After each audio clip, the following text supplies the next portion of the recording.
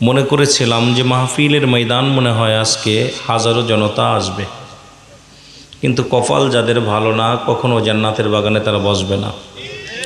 জান্নাতি মানুষ জান্নাতের বাগানে আসবে, জাহান্নামীরা কখনো জান্নাত চিনবে না, বুঝবে না।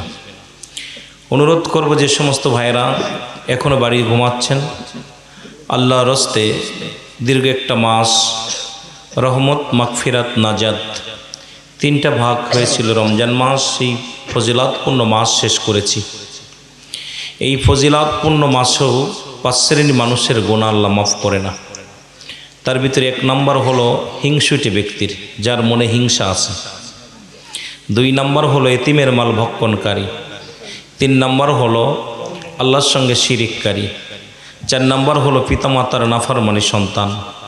5 নম্বর হলো গীবতখোর। তা আমি আপনাদেরকে অনুরোধ করব, এই 5 শ্রেণীর মানুষের রোজা, নামাজ, হজ, জাকাত এগুলো কবুল হবে না। আমরা মা বাবার সঙ্গে আমরা আলোচনা, আমি যতদূর শুনেছি আপনাদের মাঝে এসে ঈশার নামাজের পরপরই আপনাদের মাঝে প্রবেশ করেছি। প্রবেশ করার পর দেখেছি অত্যন্ত সুন্দর পরিবেশ, কিন্তু মানুষের সমাগম একটু কম।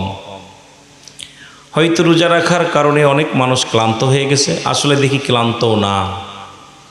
যদি ক্লান্ত হতো, যেভাবে মানুষ ঘোরাফেরা করতেছে এই মানুষগুলো ঘুরতে পারতো না। তো অনুরোধ করব, যেহেতু রিয়াজুল জান্নাহ বেহেশতের বাগান অনেকেই ছুটিতে আসেন, 5 দিন, 7 দিন, 10 দিন ছুটি পেয়েছেন। আজকে রিয়াজুল জান্নাহ বেহেশতের বাগান আজকে যুবকদের উদ্যোগে এই হাটুরিয়া দক্ষিণ পাড়া কেন্দ্রীয় ঈদগাহ ময়দান এর উন্নয়ন প্রকল্পে হবে। দেখছে, উন্নতি প্রকল্পে উন্নয়ন প্রকল্প হবে। এই প্রকল্পের মাহফিলে আমরা যারা আসতে পেরেছি খুশি না বেজার? একটা মানুষ বেজার আছে, যারা মাস্টার ইবলিস এর অন্তর্ভুক্ত, ইবলিসের কাতারে চলে গেছে। ঠিক কিনা বাবা? আল্লাহ আমাদেরকে কবুল করুক, সকল বলুন আমিন।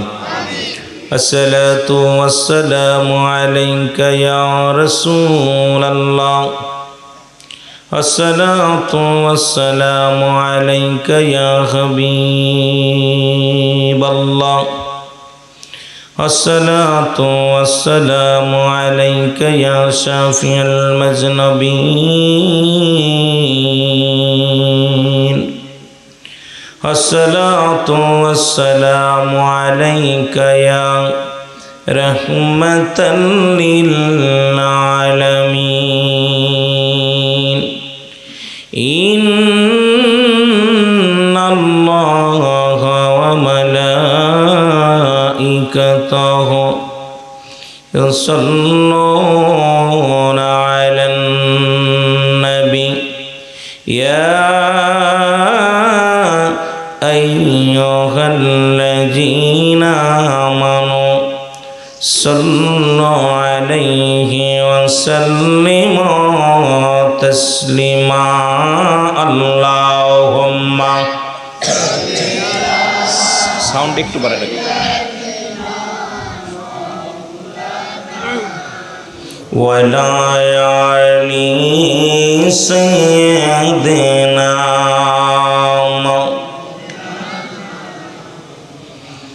তুমি যেখানে থাকো, যেভাবে থাকো,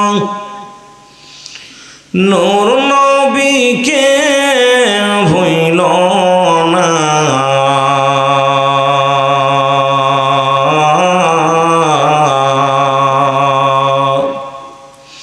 কঠিন দিনে নবী বিনে বান্ধব কাউকে পাবানা।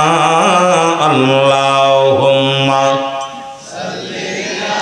মহব্বতে উচ্চ কণ্ঠে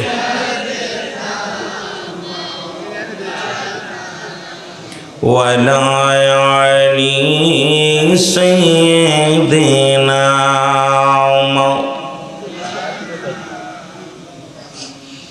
মহব্বতে বলেন আল্লাহুম্মা সাল্লি আলা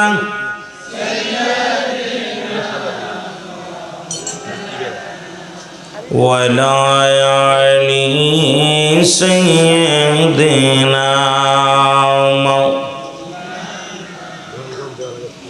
এমন হাবিব আমার মুক্তির কারণে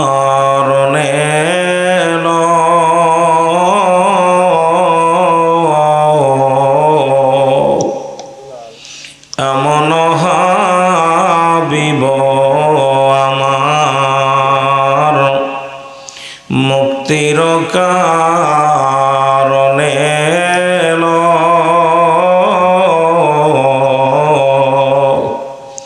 ওফাতের পরেও নবীজি উম্মতিরে না ভুলিল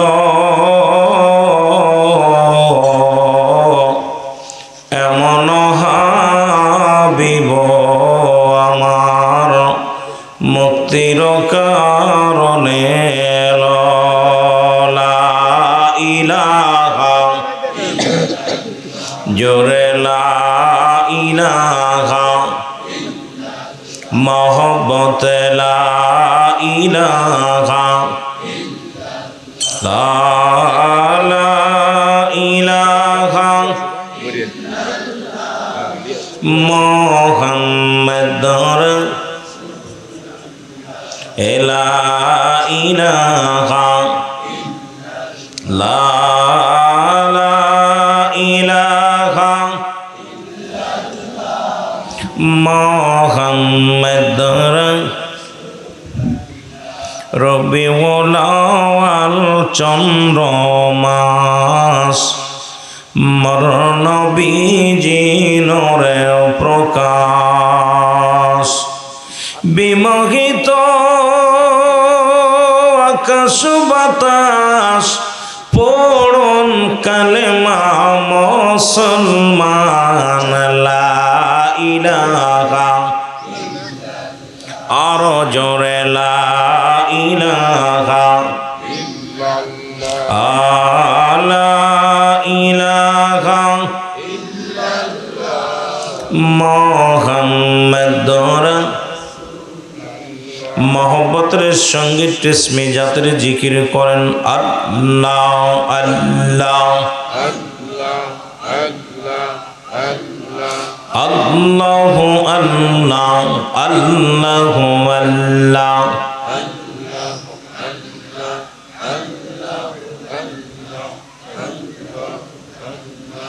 আল্লাহ আল্লাহ আল্লাহ আল্লাহ আল্লাহ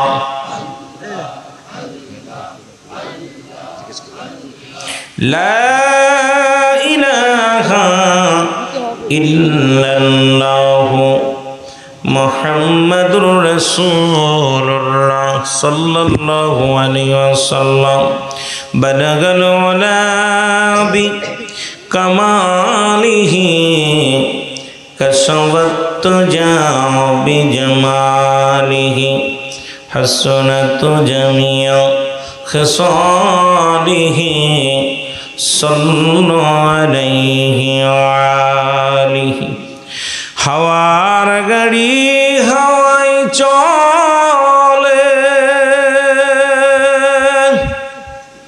তেলের গাড়ি তেলে চলে বিনা তেলে চালাই গাড়ি নবী সুলাইমান আমরা সেই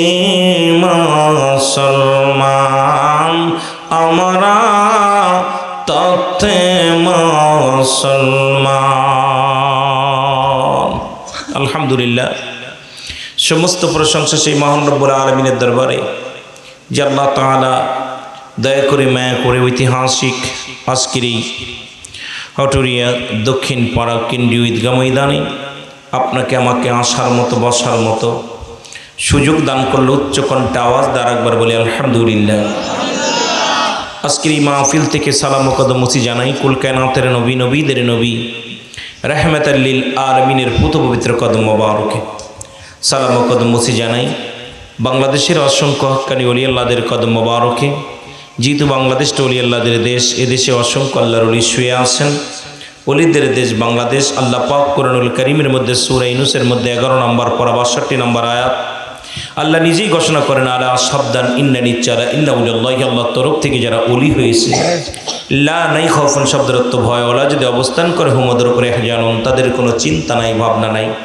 মেরকাত সরে মেরকাতের 10ম খণ্ড 722 নম্বর পৃষ্ঠা, তাফসীরুল বায়ান 5ম খণ্ড 524 নম্বর পৃষ্ঠা, রাসূল আকরাম সাল্লাল্লাহু আলাইহি ওয়াসাল্লাম বয়ান করেন, আলা সাবধান ইন্না নিচ্চারা ইন্না উলিয়াল্লাহি, আল্লাহর তরফ থেকে যারা ওলি হয়েছে, লা ইয়ামুত, তাদের মৃত্যু নাই। অসংখ্য আল্লাহর ওলিদের দেশ বাংলাদেশ, সুন্দর একটা মাতৃভূমি আমরা পেয়েছি। এই দেশের মধ্যে অসংখ্য আল্লাহর ওলিরা শুয়ে আছেন। প্রত্যেকের পুত পবিত্র কদম মোবারকে জানায় হাজারো সালাম। সালাম জানায় আজকের মাহফিলের সম্মানিত সভাপতি সাহেব জনাব মোহাম্মদ আলী আকবর প্রামাণিক সাহেব, আজকের মাহফিলের সম্মানিত যে সমস্ত ওলামা ইকরাম যারা আলোচনা করেছেন, সমস্ত ওলামা ইকরামদেরকে জানাই সালাম। সালাম বিশেষ করে দিগার ওলামা ইকরাম, সমুদ্র পৃষ্ঠ আশিকান জিয়া কিরাম ধর্মপ্রাণ মুসলমান ভাই বন্ধুগণ, পর্দারের মা বোনেরা, সকলকে জানাই আবার একটু সালাম। আসসালামু আলাইকুম রহমতুল্লাহি বরকাতুহু। মাহে রমজান মাস আমরা শেষ করেছি। শেষ করার কারণে অনেক মানুষ এখনও একটা ক্লান্ত ভাব, ভিতরে একটা কষ্ট, অনেক আশেকের দিলে কষ্ট যে মাহে রমজান মাস চলে গেছেন। যারা পবিত্র মাসকে শেষ করার পর অনেকের দুঃখ লাগছে, কষ্ট লাগছে, কারণ এই মাসটা ইমানদারের জন্য বড় ফজিলাতপূর্ণ মাস ছিল, বেঈমানদের জন্য কষ্ট। যাদের গ্যাস্ট্রিক, যাদের রোগ, মনে রোজার মাস আসলে তারা কষ্ট পায়, যারা রোজা রাখতে পারে না তাদের জন্য কষ্ট। কিন্তু রোজাদার যখন যারা কবরে শুয়ে আছে তারা অত্যন্ত কষ্ট পেয়েছে, কারণ এই মাসে আল্লাহ তাআলা পবিত্র এই মাহে রমজানের মাসটা কি করেছে, সমস্ত কবরের জগতের আযাব আল্লাহ বন্ধ করে দিয়েছে। জোরে বলেন না সুবহানাল্লাহ। জাহান্নামের দরজাগুলো বন্ধ করে দেওয়া ছিল, জান্নাতের দরজাগুলো খুলে দেওয়া ছিল। মুঠো হাত উপরে, মানুষের মুঠো হাত উপরে আল্লাহ রহমতের ফেরেশতা দাঁড়ে দাঁড়ে বেড়াইছে, কে কি নিবা, কে কি চাও আল্লাহর কাছে চেয়ে নাও। তো এই মাসটা যারা ইমানদার তাদের জন্য কষ্ট। কিন্তু গতকালকে ঈদের ময়দান যখন এখানে হয়েছিল, অধিকাংশ মানুষই দেখা যায় এই আপনার ওয়াজিব নামাজ আদায় করার জন্য পাগল হয়েছিল। কিন্তু হিসাব করে মিলাইবেন, বাংলাদেশে প্রায় 60% মানুষ ফজরের নামাজ কাজা করে, অধিকাংশ মানুষ নামাজ আসছে। জোরে বলেন ঠিক কিনা? আমি আমার দৃষ্টিতে যেটা বুঝতে পেরেছি, আপনাদের কেমন জানি না, দেখা যায় তাহলে আমরা ফরজের প্রাধান্য খুব কম দিই, শরিয়াতের প্রাধান্য অনেক আমরা কম দিতেছি। শরিয়াত, তরিকত, হাকিকত, মারিফাত, আগুন, পানি, মাটি, বাতাস, ইসলাম, ইমান, ইহসান, কালেমা, নামাজ, রোজা, হজ, যাকাত। জোরে চিল্লায় বলেন আলহামদুলিল্লাহ। আল্লাহ তাআলা যেন কিছু কথা বলার তৌফিক দান করে। যেহেতু মাহে রমজান মাস, একটা মাস পরে আলোচনার মাঠে আসছি, আবার কিছুদিন আলোচনা করলে আমার জন্য নতুন নতুন লাগতেছে, কারণ আপনারাও নতুন। যেমন মাহে রমজান মাসের ভিতরে তো এরকম বসতে পারেন নাই, আজকে বসেছেন। তা আসার পর আমাকে দিতে চেয়েছিল 9টায়, তারপরে 9:30টায়, তারপরে 10টায়, তারপরে 10:30টায়, সর্বশেষ 11টায়। তো মোটামুটি 11টার আসছি আপনাদের মাঝে। তা আল্লাহ যেন, অনেকেই মনে করেছেন আমি চলে যাচ্ছি, না বাবা, বাড়ি যখন আসছি তখন ওখানে একটু বসে একটু বিশ্রামে ছিলাম, এরপর আপনাদের মাঝে আসছি। আল্লাহ যেন এখান থেকে আমাদের সবাইকে মাসুমের মাসুম হয়ে আল্লাহ যেন সবাইকে মাফ করে, গুনাহগুলো মাফ করে যে যাওয়ার সুযোগ দান করে। সকল বলুন আমিন। একটু মহব্বতের সঙ্গে দুরূদ শরীফ পড়েন। আল্লাহুম্মা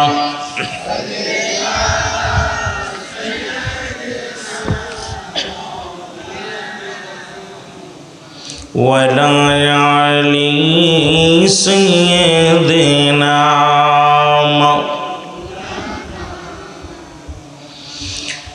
দুনিয়ার মুসলমান গভীর মনোযোগ। আল্লাহ তাআলা দয়া করে মা করে রিয়াজুল জান্নাহ বেহেশতের বাগানে আপনাকে আমাকে আসার মতো সুযোগ, বসার মতো সুযোগ দান করল। খুশি না বেজার? আর একটু জোরে বলেন। বান্দা যখন জান্নাতের বাগানে রওনা হয়ে যায়, তার প্রতিটা কদমে কদমে আমার আল্লাহ তাআলা সগীরা গুনাহগুলো মাফ করে দেয়। জোরে বলা যাবে না মারহাবা? কি গুনাহ? সগীরা গুনাহগুলো মাফ হয়ে যায়। এ মুসলমান শুধু নিয়ত করেছেন জান্নাতের বাগানে আসবেন, আর এই জান্নাতের বাগানে আসার নিয়ত করে ঘর থেকে যখন বাইর হয়েছেন, প্রতিটা কদমে কদমে আপনার জিন্দেগির সমস্ত সগীরা গুনাহ আল্লাহ মাফ করে দিয়েছে। জোরে বলা যাবে না মারহাবা? আর একটু জোরে বলেন সুবহানাল্লাহ। কি গুনাহ মাফ হয়েছে? আর একটু জোরে বলেন কি গুনাহ? এই সগীরা গুনাহ হলো ছোট গুনাহ। কি গুনাহ? ছোট গুনাহ। একবারে ছোট গুনাহ যেটা, সেটা আমার আল্লাহ মাফ করে দিছে। আমরা শুধু ছোট গুনাহ করি নাই, বড় বড় গুনাহ করেছি, কবিরা গুনাহ। যে গুনাহটা মাফের দরকার, সেই মাফের একটা রাস্তা আমরা পেয়েছি। আল্লামা কুতুবী রাহমাতুল্লাহ বয়ান করা, দুনিয়ার মানুষ শোনো, পৃথিবীর মধ্যে যত গুনাহ করেছো, বান্দা যখন গুনার কথা মনে করে, কোথাও জান্নাতের বাগানের সংবাদ শুনতে পায়, আর ওই জান্নাতের বাগানখানা আঁকড়ে ধরে। আজকে যে এমনিভাবে বসে আছে, ঘরের চিন্তা নাই, নারীর চিন্তা নাই, বাড়ির চিন্তা নাই, ব্যবসার চিন্তা নাই, এই দুনিয়ার মধ্যে একমাত্র কবরের ভয়, মরণের ভয়। যে বান্দার অন্তরের ভিতরে ঢুকে গেছে, আমার মরা লাগবে, কবরে যাওয়া লাগবে, জীবনের শেষ মাহফিল হয়ে যেতে পারে। বান্দা যখন কবরের কথা চিন্তা করে, আমার মাওলার ভয়ে মরণের কথা চিন্তা করে, যখন খাস তওবা করে আল্লাহ বলে ডাক দেয়, আমার আল্লাহ তাআলা ওই বান্দার দরিয়া দরিয়া গুনাহগুলো মাফ করে দেয়। জোরে বলা যাবে না সুবহানাল্লাহ? কি গুনাহ মাফ? বড় গুনাহটাও মাফ। ছোট গুনাহটা মাফ হয়েছে, শুধু নিয়ত করে রওনা দিয়েছেন বাড়ি থেকে, এর কারণে সগীরা গুনাহ মাফ, ছোট গুনাহ মাফ হয়েছে। বড় গুনাহ মাফ হয়ে গেল। এখানে বসে যখন এই যে বসেছেন, বসা পর ভিতরে একটা অনুশোচনা আসবে, আল্লাহ আমার মনে হয় শেষ মাহফিল। আজকে একটা মানুষ মারা গেছে শুনেছি আপনাদের এলাকার। আমি আসার পর বললো যে ভাই, কমিটির একজন মানুষ 12টায় মারা গেছে, না কয়টায় যেন, গত রাত 12:30 মারা গেছে। তো মাহফিল বলতেছে, ভাই আমরা একটু এলোমেলো হয়ে গেছি, টেনশনে, একটা লোক মারা গেছে। তদ্রূপ এই বান্দা যখন কবরের ভয়, যখন ভিতরে যখন অনুশোচনা হয়, আল্লাহ আমার মনে হয় জীবনের শেষ মাহফিল, আর জীবনে মনে হয় ঈদগার ময়দানে বসতে পারবো না, জান্নাতের বাগানে বসতে পারবো না, এই চিন্তাধারা মাথার ভিতরে নিয়ে, কারণ কিয়ামত পর্যন্ত আর কোনো নবী আইব না, কিয়ামত পর্যন্ত আর কোনো নবীদের দরজা বন্ধ, কিন্তু তওবার দরজা খোলা। কিসের দরজা? তওবার দরজা খোলা। বান্দা যখন খাস তওবা করে আল্লাহ বলে ডাক দে, আল্লাহ আমি পাপী, আমি গুনাহগার, ও আমার আল্লাহ, আল্লাহ না জানি আমার সনে কবরে কি বিচার কি উপায় হবে, আল্লাহ আমার সনে ওই কবরে যখন ফেরেশতা আসবে কি জবাব দিব তার সাথে, আল্লাহ ওই কবরে আমি কি হিসাব দিব, কি বিচারের কাঠগড়ায় দাঁড়ায় যাব, আল্লাহ আমি জাহান্নামী হব না জান্নাতি হব, আল্লাহ তোমার রাসূলের দিদার পাবো কি পাবো না, এই চিন্তাধারা যখন মাথার ভিতরে আসবে, আর বান্দা দুনিয়ার জল্পনা কল্পনা ভুলে খাস তওবা করে আল্লাহ বলে ডাক দিবে, আমার আল্লাহ তাআলা দরিয়া দরিয়া গুনাহগুলো মাফ করে দিবে। জোরে বলেন মারহাবা।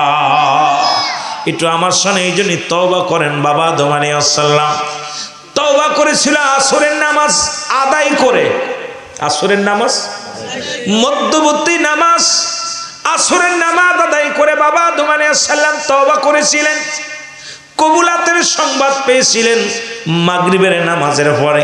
সুবহানাল্লাহ বলেন না? আর একটু জোরে। তাও একদিন নাই, দুদিন নাই, 350 বছর কান্দা পর, কয়শো বছর? 350 বছর কান্দা পর, কানতে কানতে চোখের ঘা হয়ে গেছে, চৌলের গোস্তগুলো খসে খসে পড়ে গেছে, মুসলমান গায়ের বলগুলো একেবারে দুর্বল হয়ে গেছে, হাঁটতে পারে না, চলতে পারে না। খাস তওবা করে বললেন, আল্লাহ এই মনে হয় আমার শেষ তওবা, আর হয়তো জীবনে তওবা করতে পারবো না, এই তওবাতুন নসুহা আমি জীবনের শেষ তওবা করে ফেললাম। কারণ আমার যে দেহের যে অবস্থা, আমার শারীরিক যে অবস্থা, মনে হয় আজকে রাত কাটবে না। আমি আদম সব ভুলকে আমি স্বীকার করে আজকে তোমার দরবারে খাস তওবা করলাম। চোখের পানি আমার আল্লাহ কবুল করে নিছে, আর মাগরিবের পরে সংবাদ এসে গেছে, আদম রে তোমার তওবা আমার আল্লাহ কবুল করে নিছে। জোরে জোরে বলেন মারহাবা। এই জন্যে বেশি বেশি তওবা করবেন। তওবা, আমরা মাহফিলে যে ওয়াজ নসিহত শুনতে যে কিছু আমলের ওয়াজ আমরা বেশি শুনব, আমলের আমরা আখলাক চরিত্র পরিবর্তনের কিছু কথা শুনব, আমরা সেইগুলো আলোচনার মধ্যে বেশি গুরুত্ব দিব, বেশি বেশি তওবা করব। আমার সাথে তওবা করেন, আস্তাগফিরুল্লাহ রব্বি মিন কুল্লি যামবি ওয়া আতুবু ইলাইহি লা হাওলা ওয়ালা কুওয়াতা ইল্লা বিল্লাহিল আলিয়্যিল আযীম। লা ইলাহা ইল্লাল্লাহু মুহাম্মাদুর রাসূলুল্লাহ সাল্লাল্লাহু আলাইহি ওয়াসাল্লাম। একটু মহব্বতের সঙ্গে দুরূদ শরীফ পড়েন। আল্লাহুম্মা, চা করে অল্প দিও।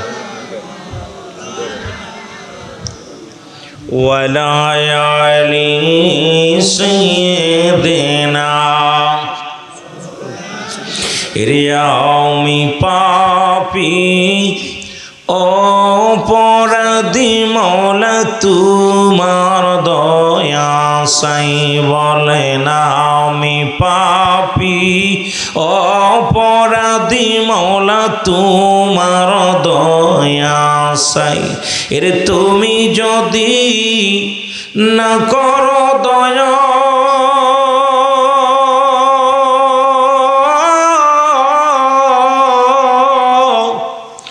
আমার হবে কি উপায়?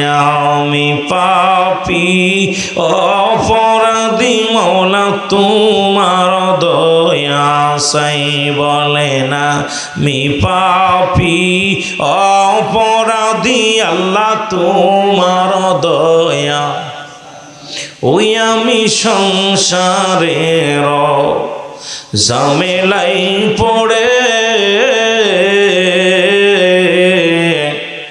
দিন কাটাইলাম গোরে গফিরে আমল না করে।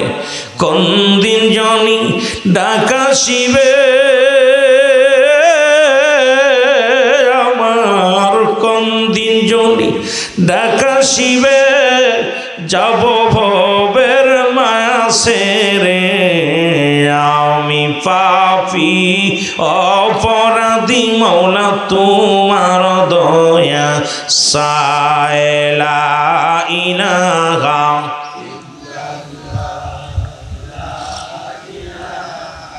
দাদু ভাই একটু জোরে জোরে, লা ইলাহা ইল্লাল্লাহ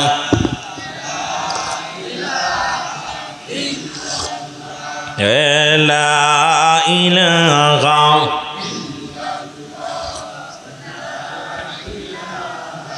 ইল্লাল্লাহ লা ইলাহা মুহাম্মদ। এ দুনিয়ার মুসলমান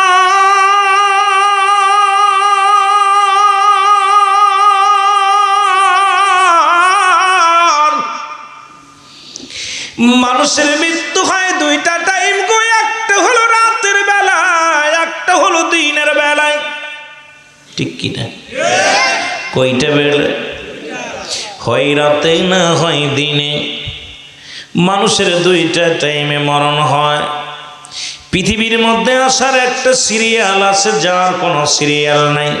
আছে পৃথিবীর মধ্যে আসার একটা সিরিয়াল আছে, যার কোনো সিরিয়াল নাই।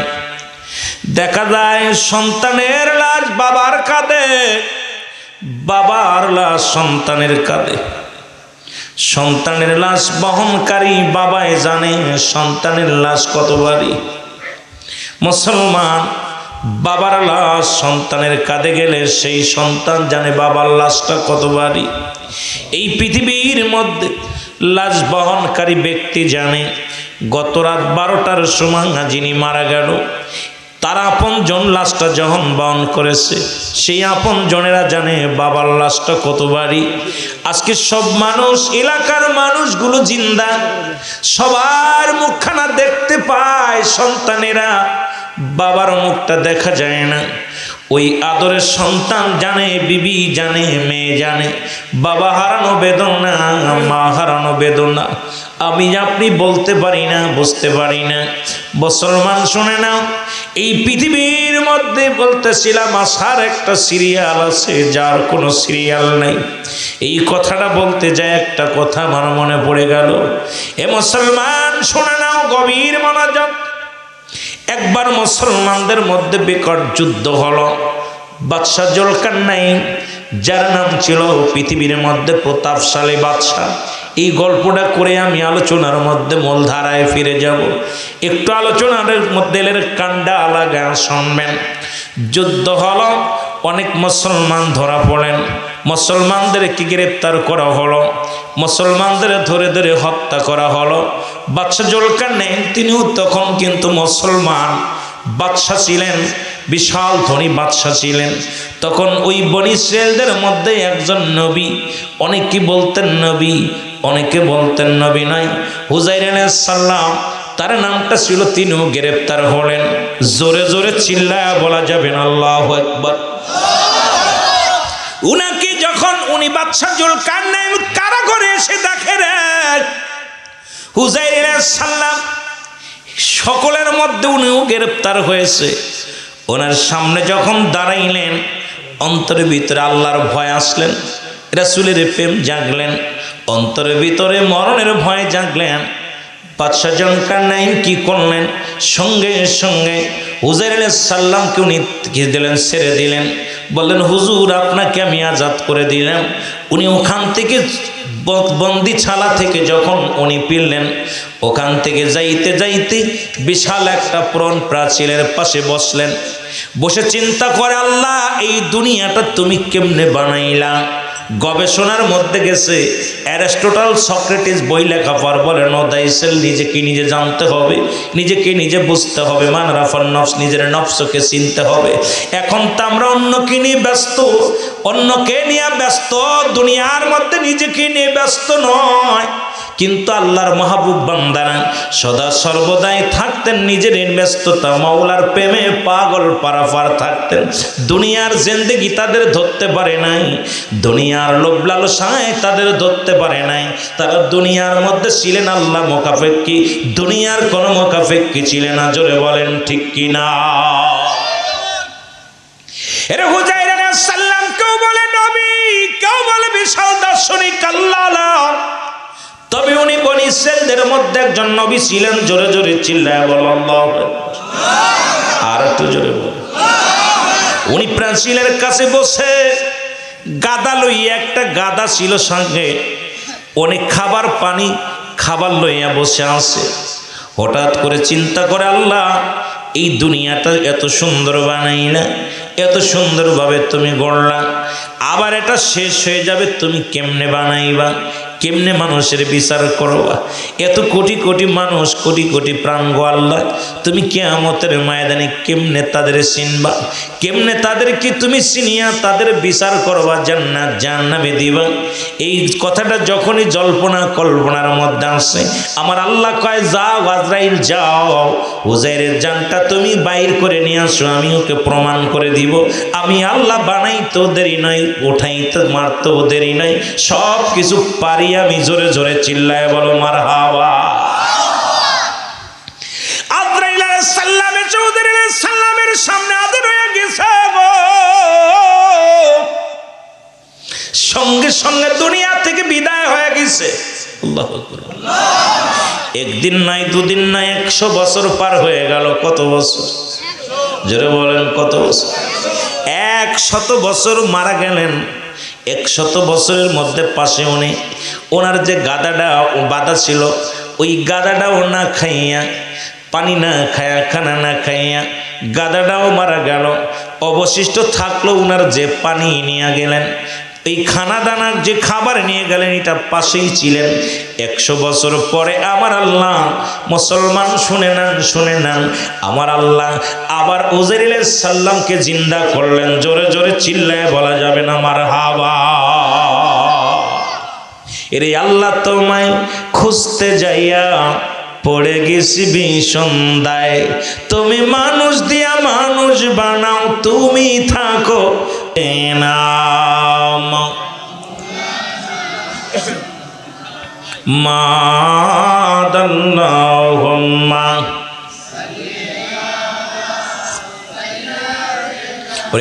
আদম যখন মাটি পানি মোর নবীজি খুদ রাসূল, তার পরে পড়েন দুরূদ আল্লাহ ফেরেশতা কুল আল্লাহুম্মা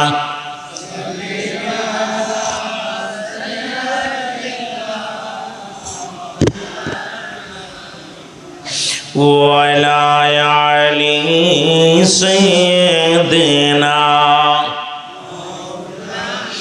এ দুনিয়ার মুসলমান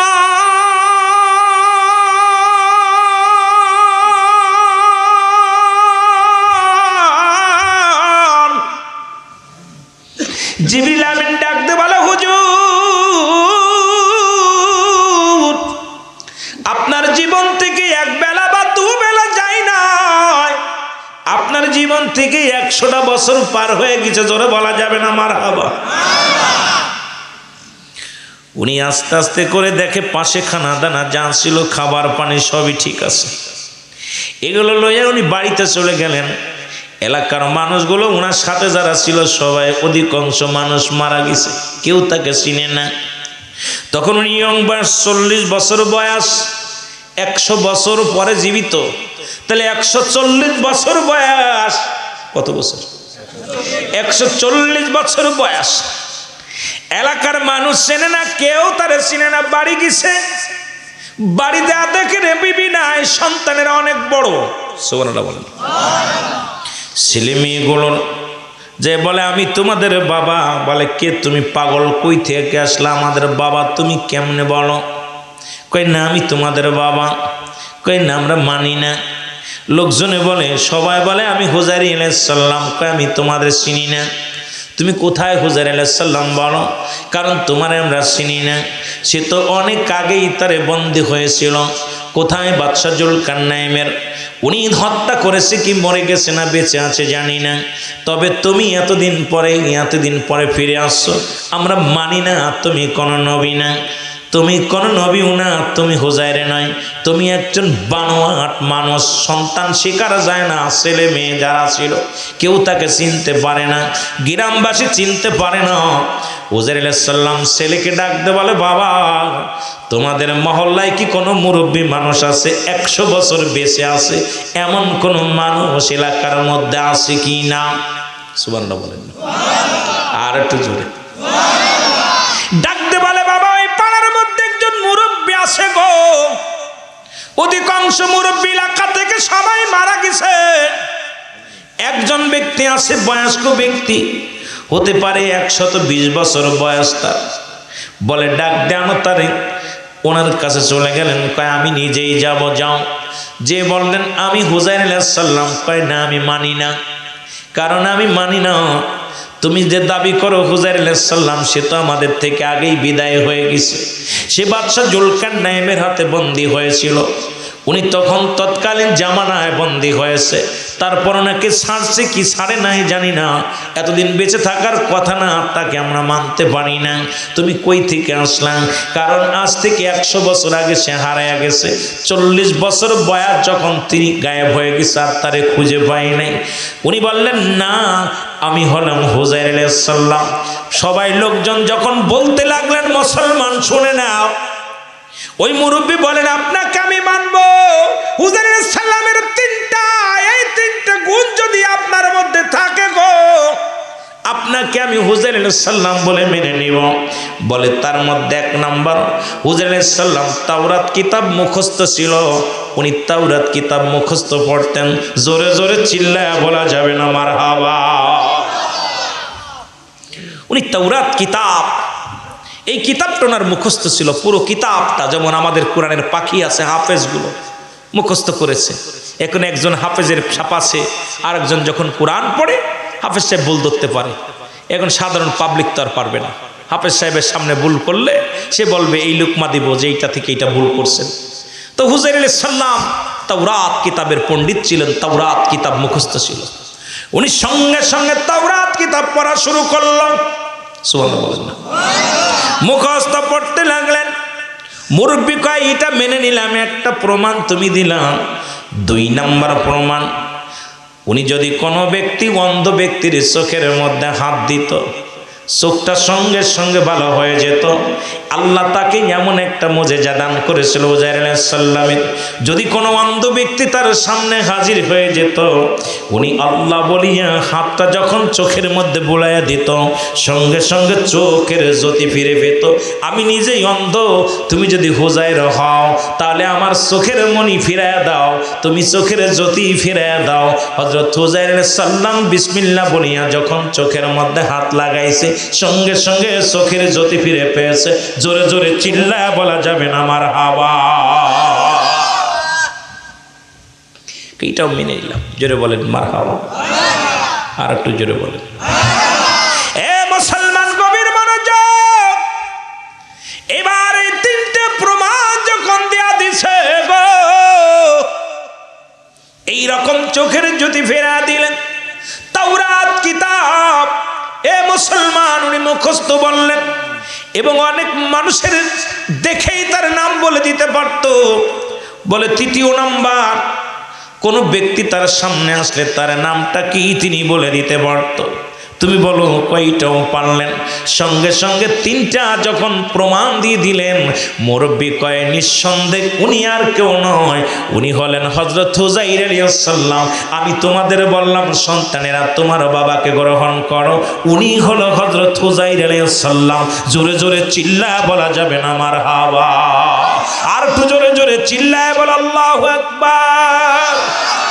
তুমি কেন কাছে থেকে করো দূরে থাকার বাহানা, তোমারও তালাশে আসে খইলাম দেওয়ানা।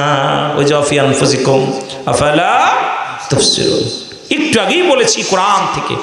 আল্লাহ বলে আল্লাহ কোথায় আছে? মুমিনের একদম কাছে নিকটে, কিন্তু দূরে থাকার বাহানা করছে আল্লাহ। আল্লাহ কোথায় আছে মুমিন খুঁজতে পারে, আপনার মতো আমার মতো এই কাট্টা মৌলবি খোঁজা সম্ভব নাই। আল্লাহ প্রতিটা মুমিনের কলবের মধ্যে জোরে বলেন ঠিক কিনা। তুমি কেন কাছে থেকে, তুমি কেন কাছে থেকে করো দূরে থাকার বাহানা, তোমারও তালাশে আসে খইলাম দিওয়ানা। বলেন তোমারও তালাশে আসে, একটু মহব্বতে বলেন তোমারও তালাশে আসে হইলাম দিওয়ানা। বলেন তোমারও তালাশে। খনি থাকি মসজিদেতে,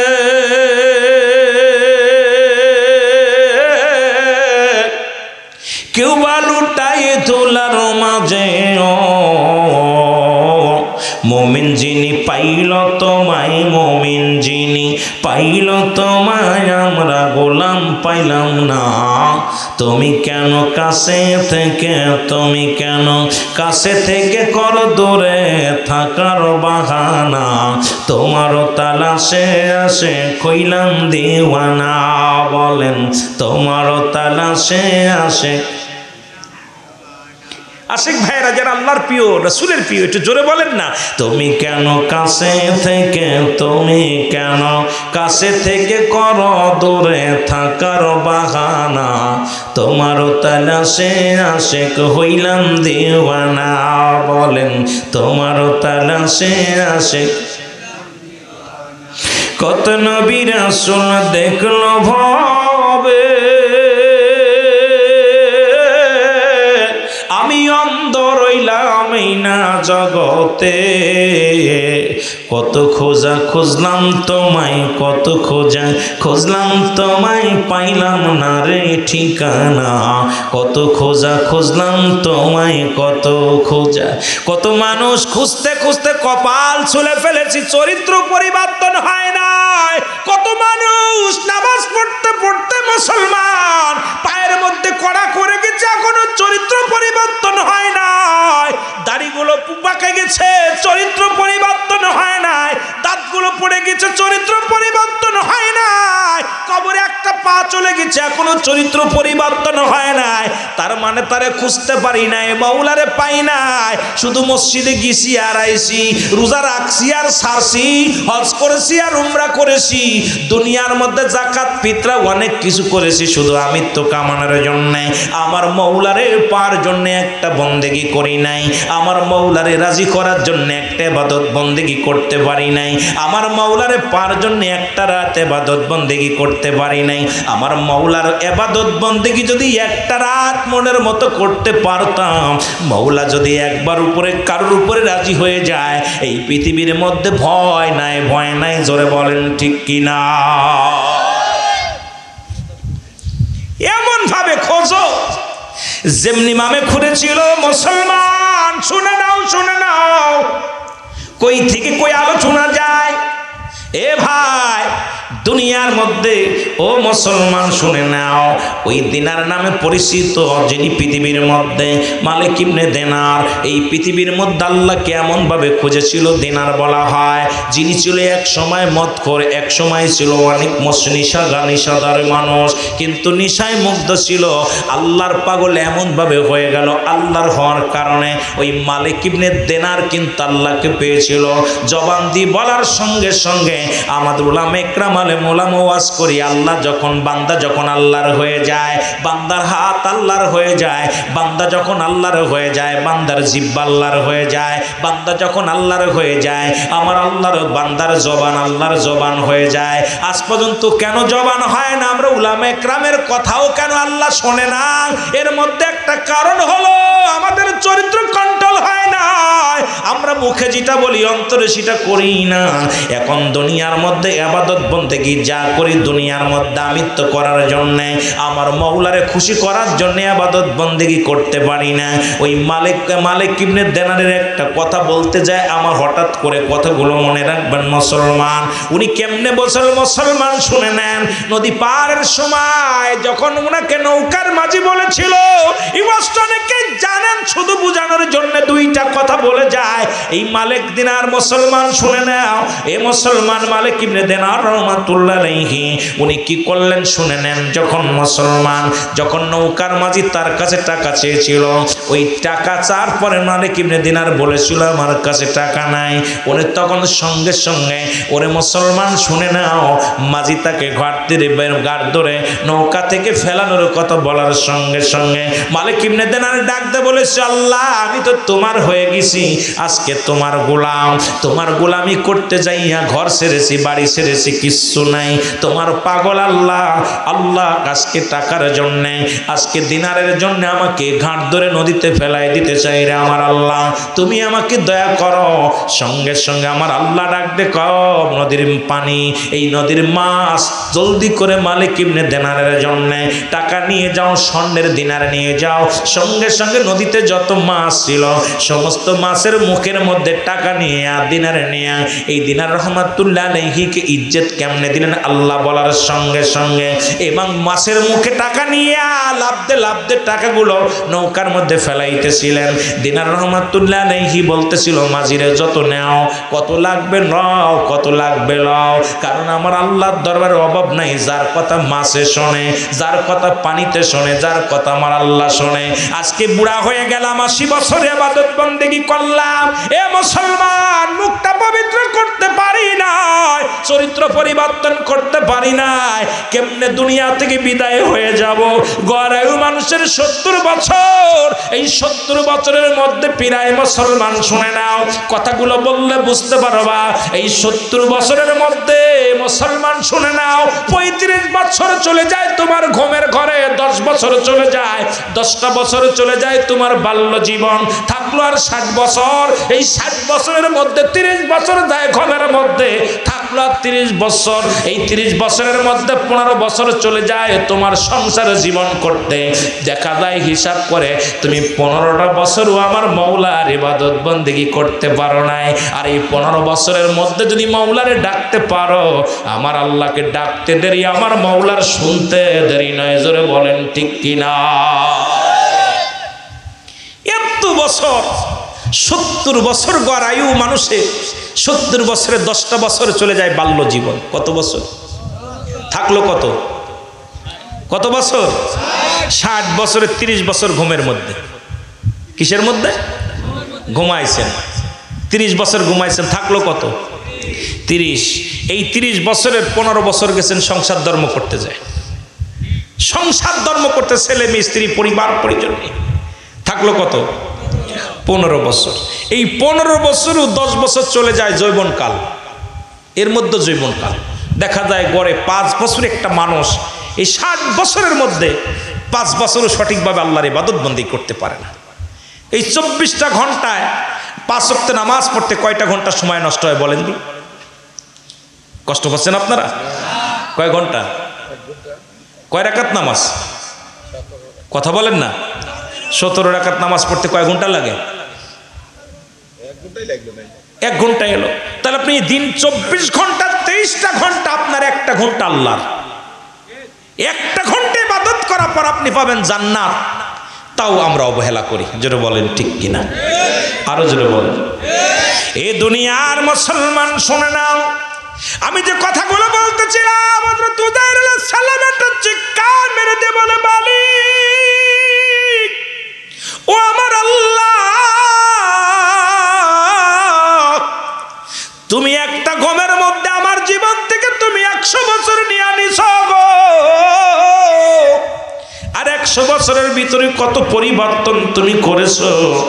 এইরকম মানুষের জীবন পরিবর্তন হবে, এইরকম মানুষের নতুন জীবন আসবে, আবার জীবন চলে যাবে।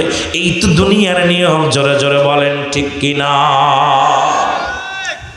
কুল্লু নাফসিন যায়কাতুল মাউত। অস্বীকার করার মতো ক্ষমতা কারুর লা ইয়ামুত।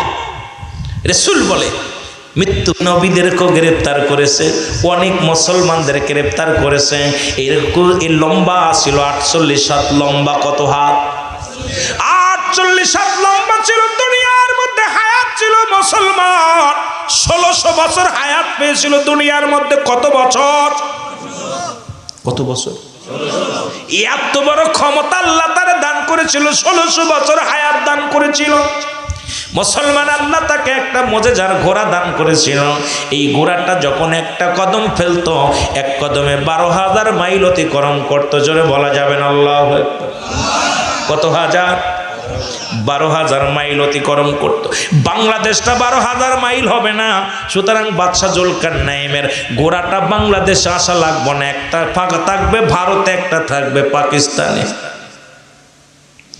12,000 মাইল খালি একটা কদম থেকে আর একটা কদম ফেলাইলে 12,000 মাইল অতিক্রম করতো। কত হাজার? 12,000 মাইল। এ মুসলমান যারা মক্কা মদিনায় হজ করতে গেছেন নি কেউ? হাজী ভাইয়েরা শুনে নেন, যদি কেউ যান মক্কা মদিনা থেকে উত্তর দিকে একটা মহকুমা দেখা যায়। এই মহকুমাটার নাম হলো আলেকজান্দ্রিয়া সিটি শহর। এই শহরের মধ্যে বাদশাহ জুলকারনাইনকে শুয়াই রাখা হয়েছে।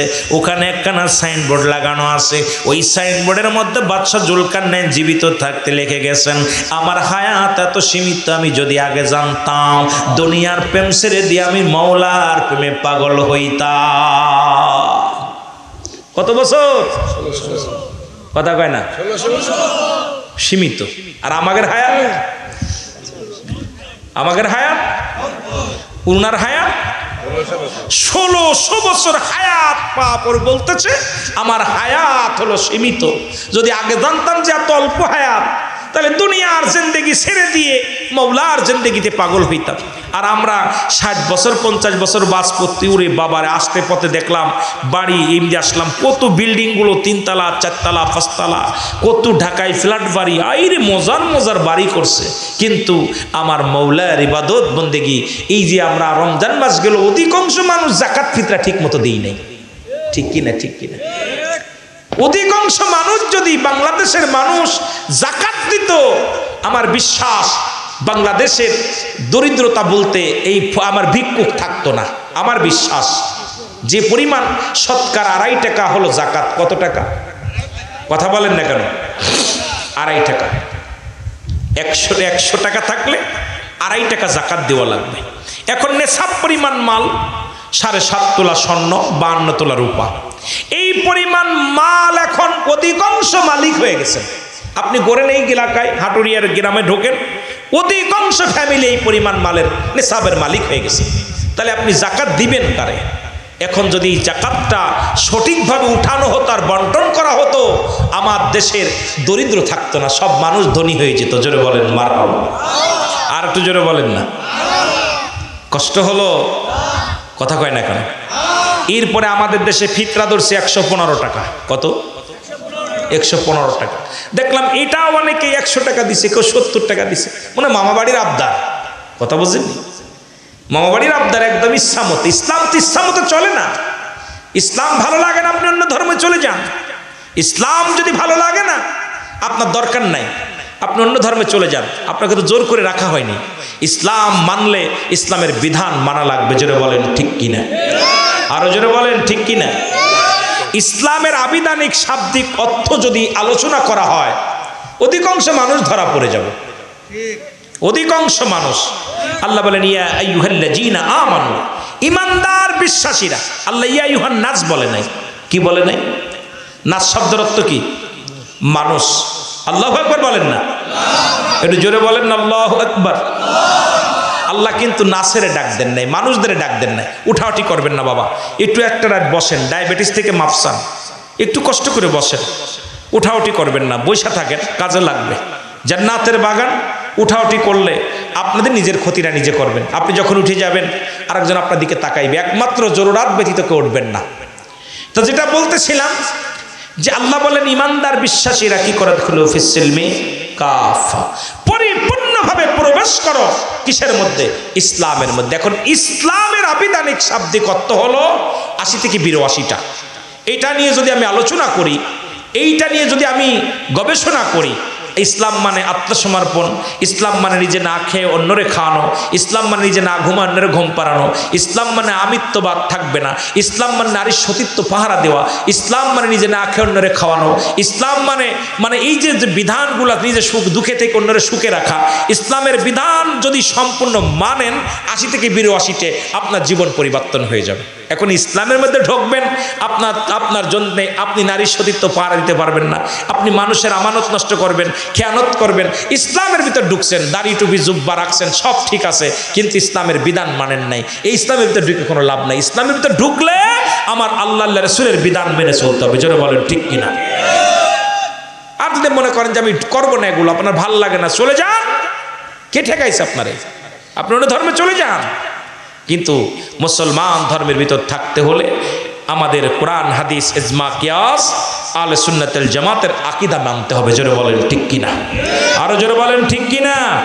একটু মহব্বতের সঙ্গে দুরূদ শরীফ পড়েন। আল্লাহুম্মা এরে আজ না হয় কাল তুমি যাইবা কবরে, মরার পরে দেখবে চেয়ে গো তোমার সবই রইল পড়ে, মরার পরে দেখবে চেয়ে গো তোমার সবই রইল। আরো জোরে বলেন মরার পরে দেখবে চেয়ে। এর দাদাই গেছে, বাবাই গেছে, কেউ আসলো না ফিরে, তোমার তো যাইতে হবে গো বাইরে অন্ধকার কবরে, তোমার তো যাইতে হবে গো। বলেন আজ না হয় কাল তুমি তুমি যাইবা কবরে, মরার পরে দেখবে চেয়ে গো তোমার ছবি রইল। আরো জোরে বলেন, মরার পরে দেখবে চেয়ে গো তোমার ছবি রইল। ঘর করলা বাড়ি করলা ছবি যাইবা রে, ঘর করলা বাড়ি করলা ছবি যাইবা রে, মরার পরে দেখবে চেয়ে গো তোমার ছবি রইল। এ দুনিয়ার মুসলমান,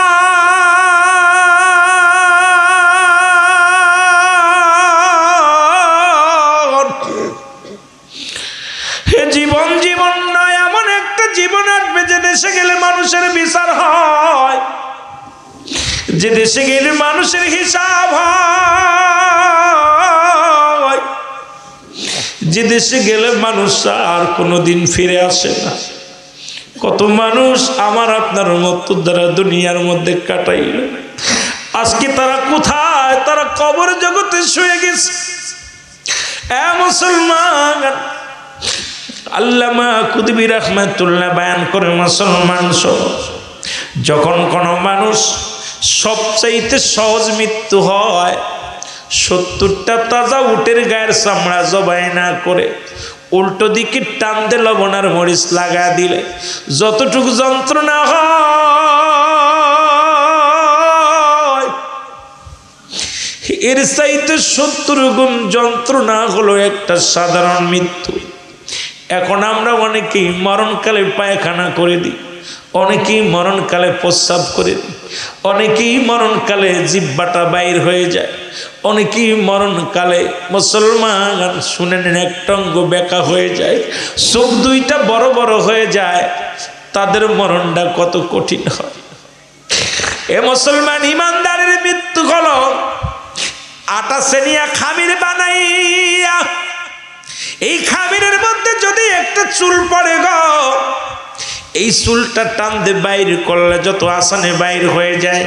ইমানদারের মৃত্যুটা ঠিক তেমনি হয়। তবে কেন মুসলমান শুনে না, ওই সহজ মৃত্যুটা যদি এত কঠিন হয়, তাহলে কঠিন মৃত্যুটা কত কঠিন হয়। এই মরণের পেয়ালা পান করতে হবে আপনাকে আমাকে। কেউ দুনিয়ার মধ্যে থাকবো না, কেউ থাকা সম্ভব নয়। আল্লাহ আমাদের মরণের আগে একবার আমাদের ক্ষমা করে দাও আল্লাহ। আল্লাহ একটা সুযোগ দিয়ে দাও, ওই মরণের আগে আমরা যেন মাসুমের মাসুম হইতে পারি গো আমার আল্লাহ। আল্লাহ কোন দিন যেন কবরের ডাক এসে যাবে। এই দুনিয়ার মধ্যে যা কিছু করলাম, ও দুনিয়ার মুসলমান সব কিছু পড়ে থাকবে। আমার আল্লাহ বলে, বান্দারে কুল্লু মান আলাইহা ফান, সব কিছু শেষ করে দিবে আমার আল্লাহ। আল্লাহ কয়, বান্দার এই জমিনটা আমি রাখবো না, এই জমিনটা আমি পুড়ায় আত্মা বানায়া দিব। আজকে যারা জমিনের মধ্যে পাগল হয়ে গেছেন, যারা জমি জমার জন্য পাগল হয়ে গেছেন, যারা ঘর বাড়ির জন্য পাগল হয়ে গেছেন, যারা ক্ষমতার জন্য পাগল হয়ে গেছেন, যারা বর্তমান জামানার মুসলমান ক্ষমতার জন্য আমার যুবক ভাইরা পাগল, সম্পদের জন্য আমার যুবক ভাইরা পাগল, শুনে নেন আমার আল্লাহ কয়, বান্দারে এই দুনিয়ার মধ্যে আমি যেদিন কিচ্ছু বলতে কিচ্ছু রাখবো না, এই জমিনটা আমি পুড়ায়া তামা বানায়া দিব। এই জমিনের মধ্যে যত পানি আছে সমস্ত পানিগুলো আমি আল্লাহ পুড়ায়া ছাই বানায়া দিব। যেদিন কিচ্ছু বলতে কিচ্ছু থাকবে না, সেদিন থাকবো শুধু আমি আল্লাহ, আর আমি থাকবো আমার নবীর ভালোবাসা নিয়ে। ও মুসলমান শুনে নাও, এই জন্য আমি বলতেছিলাম, এই দুনিয়ার মধ্যে আল্লাহকে যদি পাইতে চাও, রাসূলের প্রেম ভালোবাসা অন্বেষণ করো।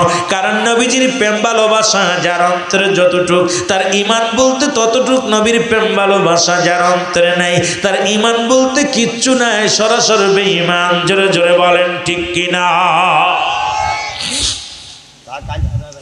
সব বিষয় হল আল্লাহ বলে, কুল্লু মান আলাইহা ফান, সব শেষ করে দিবে কে? আর একটু জোরে বলেন কে? এই যে জমিনটা দেখতেছেন না, এটা পুড়ে তামা হবে। কি হবে? এই মাটিগুলো পুড়ে তামা হয়ে যাবে। কিসের এত মস্তানি? কার জন্য সুদ খাচ্ছ, কার জন্য ঘুষ খাচ্ছ, কার জন্য জিনা ব্যভিচার অন্যায় করতেছ? এই জমিনটা পুড়ে, মাটিগুলো পুড়ে তামা হয়ে যাবে। জমিনের ভিতরে যত পানি আছে, আজকে যে গরম পড়েছে, উত্তপ্ত গরম, তৃষ্ণায় মানুষ কাবু হয়ে গেছে। অনেক আজকে চিন্তা করতেছিলাম যে আজকের দিনে রোজা হইলে মানুষের অনেক কষ্ট হতো, ঠিক না বাবা? আজকে প্রচণ্ড গরম পড়ছে, তাপমাত্রা অনেক ছিল। এই জমিনের যত পানি আছে, পানিগুলো পুড়ে ছাই হয়ে যাবে। কিচ্ছু বলতে কিচ্ছু যেদিন থাকবে না, সব শেষ করে দিবে। কে করে দিবে? আর একটু জোরে বলেন না। আল্লাহ। সেদিন থাকবে শুধু আমার আল্লাহ। আল্লাহ বলে সেদিন থাকবো আমি আমার হাবিবের ভালোবাসা নিয়ে। এই জন্যে আমি আপনাদেরকে সব সময় বলি, প্রায় আলোচনার মধ্যে আমি মরণের কথা বলতে গেলেই এই কথাটা স্মরণ করে দিই যে এত কিছু করতেছি, এই যে ঘুষ খাচ্ছি, সুদ খাচ্ছি, অফিসে বসে বসে, এই যে রোজার মাসে সমস্ত দ্রব্যমূল্যর দাম বাড়িয়ে দিছি। দাম বাড়িয়ে দেওয়ার কারণে অনেক মানুষ, গরিব মানুষের অনেক কষ্ট হয়েছে। এই খেজুরগুলো দিয়ে একটু মানুষ, গরিব মানুষ 30-40 টাকা খেজুর ছিল, সেই খেজুরগুলো এখন সর্বনিম্ন খেজুর হলো 200 টাকা করছে। আপনার 500 টাকার খেজুর করে 1600 টাকা। মানুষের কত কষ্ট দিছে, দ্রব্যমূল্যর দাম বাড়িয়ে দিছে, কত মানুষের কষ্ট হয়েছে। কিন্তু আপনি তো দ্রব্যমূল্য বাড়াইয়া দিয়ে বাড়ি করতেছেন, ঘর করতেছেন, জমি করতেছেন, কিছু কি নিতে পারবেন? কথা বলেন, পারবেন? কিচ্ছু নেওয়া সম্ভব না। তাহলে আমি কেন এগুলো করলাম? একবার আপনি কি একবার চিন্তা করছেন? বসে বসে একবার চিন্তা করেন যে আপনি কি করতেছেন। সব কিছু পড়ে থাকবে, আপনার কিচ্ছু নিয়ে যেতে পারবেন না। এই জন্য সদা সর্বদাই সব কিছু ত্যাগ করে আল্লাহর ইবাদত বন্দেগী করা লাগবে। জোরে বলেন ঠিক কিনা? একটু মহব্বতের সঙ্গে দুরূদ শরীফ পড়েন। আল্লাহুম্মা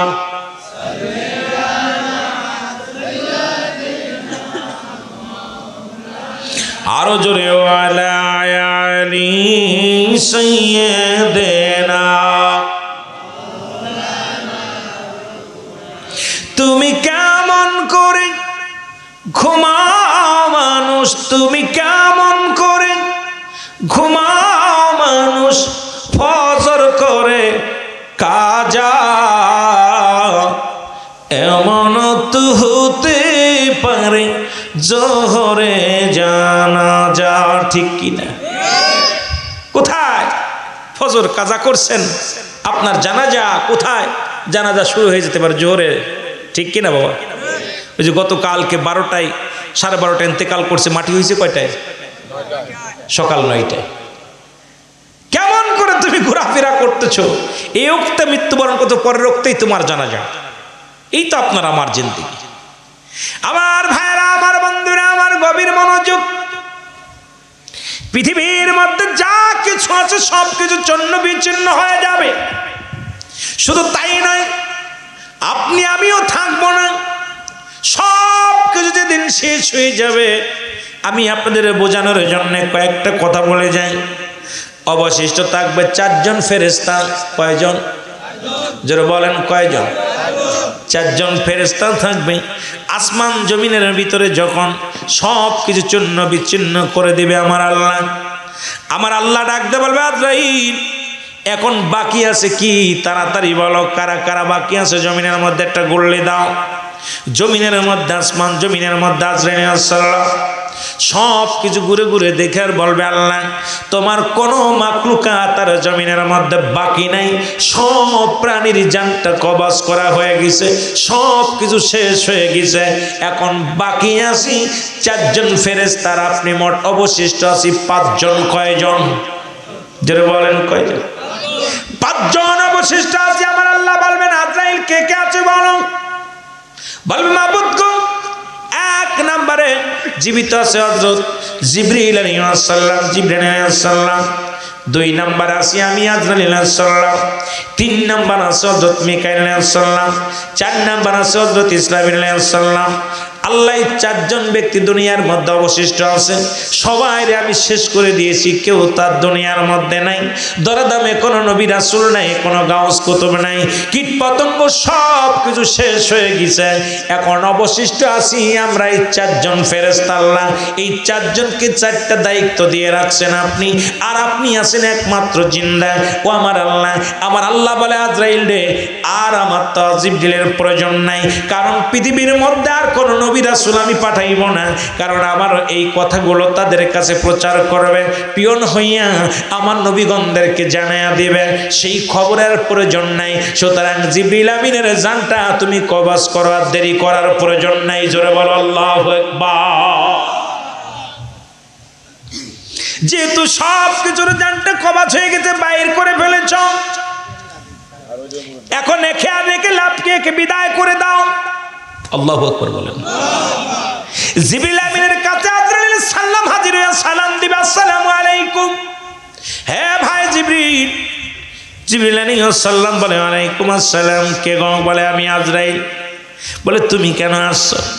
আমাকে পাঠিয়েছে প্রতিটা মাখলুকাতের কাছে।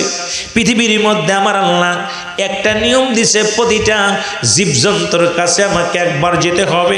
আমার আল্লাহর হুকুম হয়েছে আপনার কাছে আমি আসছি। বলে কিসের জন্য আসছো? বলে কিসের জন্য আসছি এটা আপনি ভালো করে বোঝেন। পৃথিবীর মধ্যে যত কীটপতঙ্গ, যত জীবজন্তু ছিল সব কিছু শেষ হয়ে গেছে। এখন আপনার তো আর কোনো কাজ নাই, দায়িত্ব শেষ। কারণ আপনার আর কোনো পয়গম্বরের কাছে, কোনো নবীর কাছে কোনো দূত আপনাকে কোনো বার্তা প্রহার আপনার কি করা যাবে না, ওই বার্তা নিয়ে যাওয়া লাগবে না, কোনো খবর নিয়ে যাওয়া লাগবে না। সুতরাং আপনার ডিউটি যেহেতু শেষ, আপনি অবসরে যেতে হবে। সেই অবসরটা হলো এই দুনিয়া থেকে চিরবিদায় হয়ে যেতে হবে। জোরে জোরে বলো আল্লাহু আকবার। চিন্তা করছেন? আমি বুঝানোর এর হেকমতটা বুঝাইতে হবে যে আমরা অনেক টাকাওয়ালা বাড়িওয়ালা, আমি বুঝাইতে যাই। অনেক মানুষ চিন্তা করে আমার মরণ নাই, অনেক মানুষ মনে ক্ষমতা, এত ক্ষমতা পেয়েছি আর আমার বুঝি মরণ নাই। এরা মুসলমান জিবরিল আমিন বলবে, ডাক দিয়ে বলবে, আমার মালিক সারা জীবন আপনার গোলামি করলাম, আপনার হুকুম নিয়ে সবার কাছে পৌঁছে দিতাম, আজকে আমাকে দুনিয়া থেকে বিদায় হয়ে যেতে হবে। আমার আল্লাহ, আল্লাহ এই মৃত্যুর আজরাইল আমার সামনে, এই যন্ত্রণা কত কঠিন, এই যন্ত্রণা মনে হয় অনেক কঠিন। কারণ আমি মালাকুল মউতকে দেখেই আমার অন্তরে কেঁপে উঠছে। মালাকুল মউতকে দেখেই মুসলমান শুনে নাও, এ দুনিয়ার মানুষ, এ মুসলমান উনিও শেষ, ওনার দায়িত্ব শেষ হয়ে যাবে। এবার আমার আল্লাহ বলবেন, ফেরেশতা ও জিবরিল আমি আজরাইল আলাইহিস সালামকে কে আছে? বলে যাও দৌড়ে যাও, মিকাইলকে নিয়ে আসো। মিকাইলের জানটা বাইর হয়ে যাবে। মুসলমান যাও ইসরাফিলকে নিয়ে আসো, ইসরাফিলের জানটা একই রকম বাইর হয়ে যাবে। তিনজন ফেরেশতার যখন দুনিয়া থেকে বিদায় হয়ে যাবে, থাকবে শুধু একমাত্র আজরাইল আলাইহিস সালাম। আমার আল্লাহ, আল্লাহ বলবে, আজরাইল সব প্রাণীর রূহটা যখন বাইর করছো, এখন বাকি আছে কে? বলে আল্লাহ, আসমান জমিন সাত তালা জমিন আমি ঘুরে দেখলাম গো আল্লাহ, আর কেউ অবশিষ্ট নাই। এখন আপনি আর আমি আর কেউ নাই। জোরে জোরে চিল্লায়া বলা যাবে না আল্লাহু আকবার। এত বাহাদুরি কেন? একটার পর একটা সব শেষ, সব শেষ। আল্লাহ বলবেন, আজরাইল,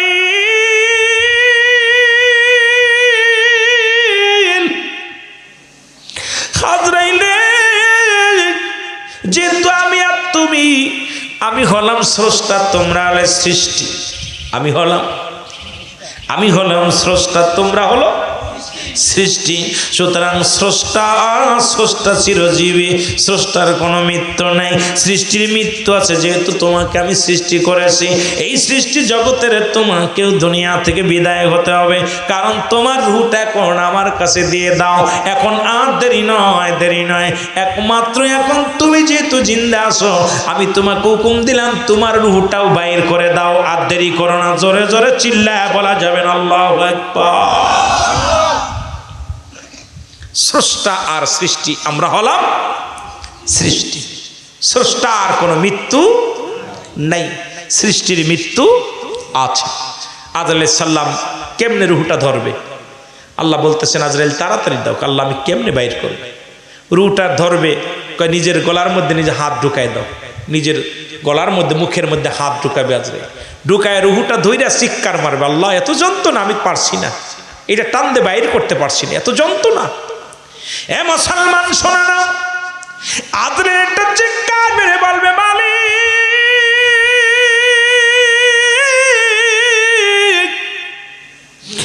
এই মৃত্যু যন্ত্রণা এত কঠিন রে,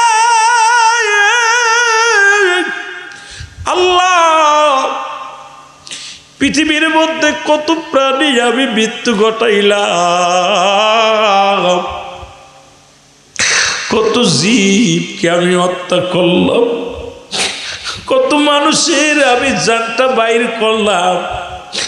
আমি নিজে বুঝতে পারি না এত যন্ত্রণা কষ্ট, এই মৃত্যু যন্ত্রণা এত কষ্ট রে আমার মাওলা, আমি নিজের জানটা আমি কেমনে দিব সইতে পারি না।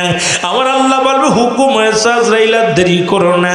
আজরাইল কয় মাওলা গো, জানটা যে এত বাইর করে, এত কষ্ট, এত যন্ত্রণা,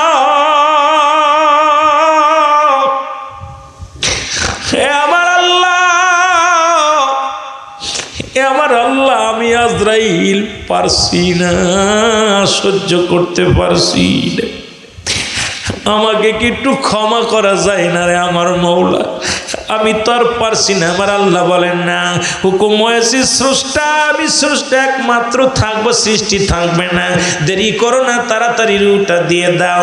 আজরাইল জানটা বাইর করতে যায়, এমন বিকেটটা চিৎকার মারবে, এমন একটা বিকট আওয়াজ হবে, ওই আওয়াজটা যদি এই জামানার মধ্যে এখন হয়, দুনিয়ার মানুষগুলো সব হাট ফেল করে মারা যাবে, জোরে জোরে চিল্লায় বলা যাবে না আল্লাহু আকবার। আজরাইলের রূহটাও বাইর করে দেওয়া লাগবে, কিচ্ছু থাকবে না। আমি এই কথাটা আপনাদেরকে বুঝাইতে চেয়েছি, কুল্লু মান আলাইহা ফান, সব শেষ করে দিবে। কে দিবে? আর একটু জোরে বলেন না, আল্লাহ শেষ করে। একটু পরেই আমি বক্তা যখন নেমে যাব, সবাই এখান থেকে একে একে চলে যান, মাইকালা মাইক খুলবে, এরপরে ডেকোরেটার ম্যান ডেকোরেটার খুলবে, আপনার আস্তে আস্তে গুটি গুটি পায়ে বাড়ি যাবেন, আমরাও বাড়ির দিকে রওনা দিব। সব দেখা যায় 2 ঘন্টার ভিতরে পুরো ক্লিয়ার। জোরে বলেন ঠিক কিনা? ঠিক জমিনটা আল্লাহ ঠিক এইভাবেই খেলার ঘর বানিয়েছে।